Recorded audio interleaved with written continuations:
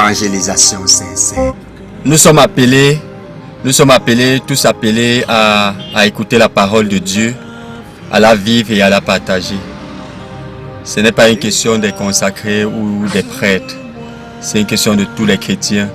Écouter la parole de Dieu chaque jour, la méditer, la vivre, la mettre en pratique dans notre vie pour qu'elle nous aide, pour qu'elle nous change, pour qu'elle nous permette de nous améliorer.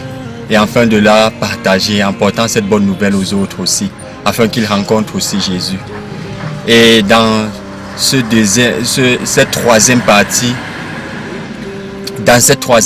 où il faut évangéliser, le Seigneur nous interpelle vraiment à prendre la condition de celui vers qui il nous envoie. À prendre cette condition pour mieux la comprendre, pour mieux comprendre cette personne, pour mieux intégrer sa vie.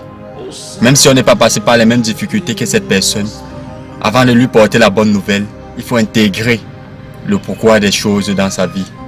Il faut se mettre à la place de la personne vers qui on part pour porter la bonne nouvelle. Il faut se mettre à la place de la personne qu'on évangélise. Et on doit évangéliser en montrant nous-mêmes notre propre exemple. C'est pour ça que nous pouvons montrer à travers notre vécu à l'autre comment facilement se mettre au pas avec le Seigneur. Ne baissons pas les bras. Chaque jour, vivons la parole de Dieu, portons-la aux autres, mettons-nous à la place des autres.